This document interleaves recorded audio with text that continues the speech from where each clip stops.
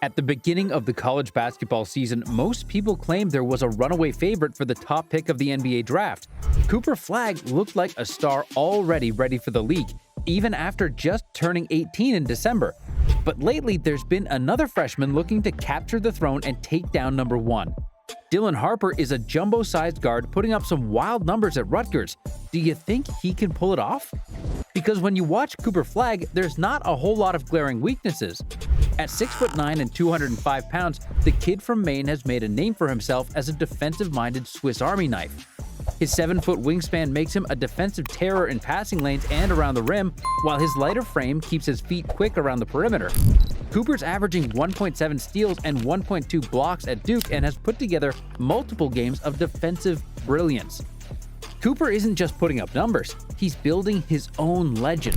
17 points, 8 rebounds, and nearly 4 assists per game. It's like he cashed in every bit of VC in 2K to level up from Swiss Army knife to Swiss Army machine gun. And he's leading the Blue Devils in every major category except steals. Even there, he's just 0.1 steals away from taking the crown. Cooper isn't playing basketball, he's dominating it with precision, versatility, and a touch of video game cheat code energy. And with all of that, we're really talking about someone who's got scouts actually thinking about picking him over Cooper Flagg? Enter Dylan Harper. Once you see Dylan Harper finish around the rim for the 100th time in a row, you'd start to take pause too. Rutgers star freshman guard has made a name for himself as a beefy 6'6", 215-pound ball handler who can drive to the rim with absurd efficiency. He's currently averaging 23 points, 5 rebounds, and 5 assists. At the end of November, Harper was taking over half of his shots at the rim and finishing 71% of them.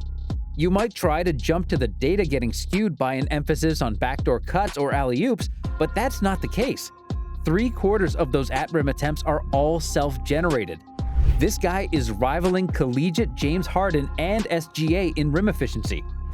Harper makes it all look easy because he's got the perfect combo of size and next-level footwork.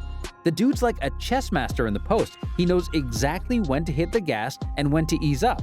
Switch hands? No problem. Spin around a defender? Piece of cake. Harper doesn't just play basketball, he's out there running a masterclass on how to keep defenders guessing every single possession. As the Ringer's J. Kyle Mann highlights, 61 shots at the rim in just 11 games and hit 80% of them, all without committing a single charge. Once this guy steps inside the paint, it's rare you catch him making a mistake.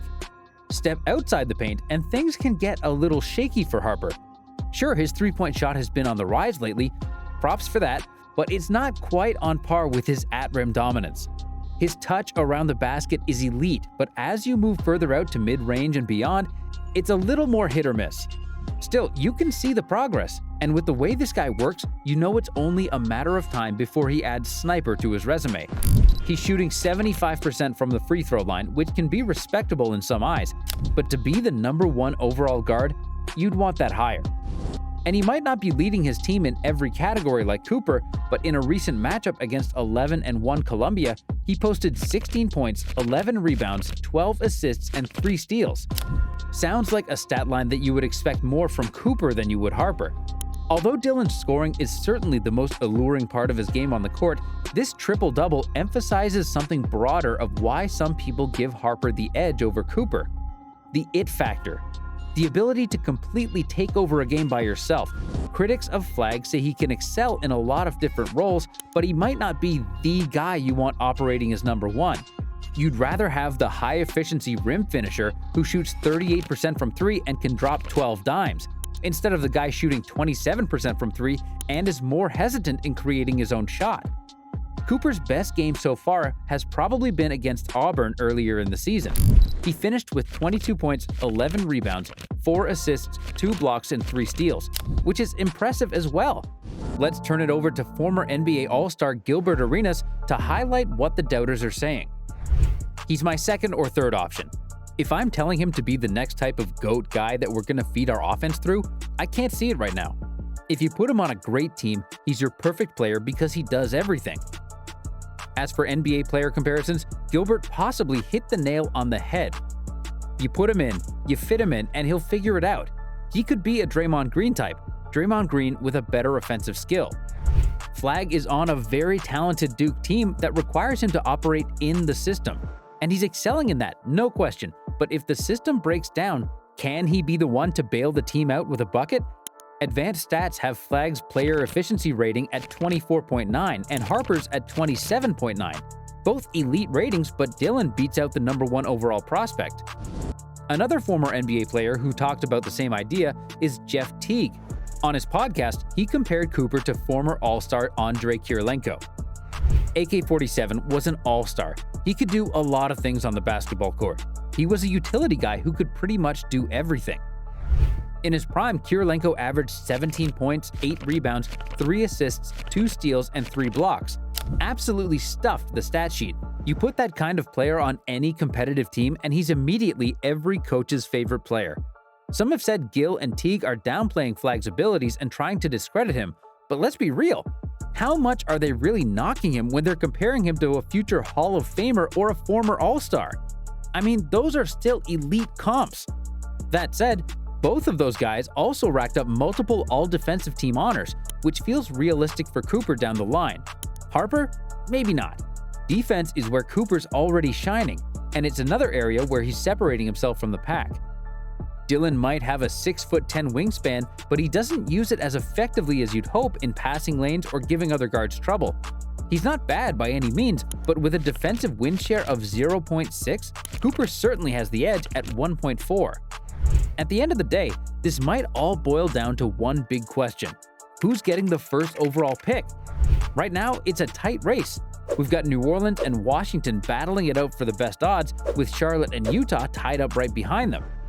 If the Pelicans land it and still have Zion and Ingram, they're taking Harper, no question.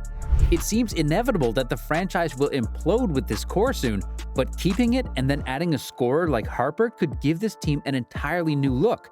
A Murray, Harper, Jones trio around the perimeter is a ton of length.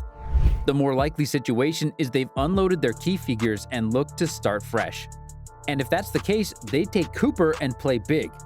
Their core suddenly becomes defensive-minded Flagg and Herb Jones with knockdown shooters Trey Murphy and Jordan Hawkins. If Cooper's to prove guys like Arenas and Teague wrong, letting him run at point forward his rookie season and learn trial by fire could be exactly what he needs. If the Wizards win the pick, then we all owe our condolences to one of these star prospects. Jokes aside, Washington has actually started to cobble together somewhat of an interesting young group of guys.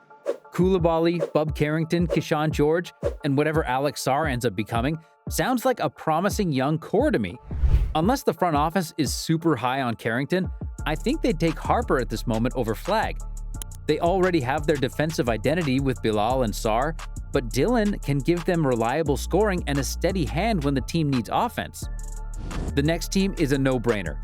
The Hornets aren't going to pick a guy that would take the ball out of LaMelo's hand too much. So they go Cooper Flagg, no question.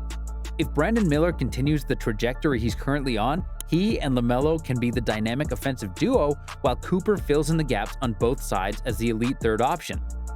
Tied with the Hornets in the draft odds is Utah, and let's be real, the Jazz have been guard heavy in recent drafts, picking guys like Isaiah Collier, Keontae George, and Cody Williams. So you've got to think Danny Ainge might be looking to go bigger this time around, so Cooper's the clear choice. Plus, let's face it, I don't see them hanging on to John Collins long term. That clears the way for Coop to step right in and start alongside Lauri Markkanen, forming a front court that could dominate for years. Personally, I'd like to see Dylan Harper go to the Raptors the most. A backcourt of him and Grady Dick would be really fun on offense with their inside-outside counters, and Emmanuel Quickley is best suited for the sixth-man role. And then the most fun landing spot for Flagg would probably have to be Charlotte. That trio could really start to pop in another couple of years. But what do you guys think? Where would you like to see these two go, and do you think Dylan Harper can actually dethrone Flagg for #1 overall? The top three seems set with them and Ace Bailey, but Bailey's shot making can only carry so far and has basically locked him into a third place finish. Let us know your thoughts in the comments below. Thanks for watching.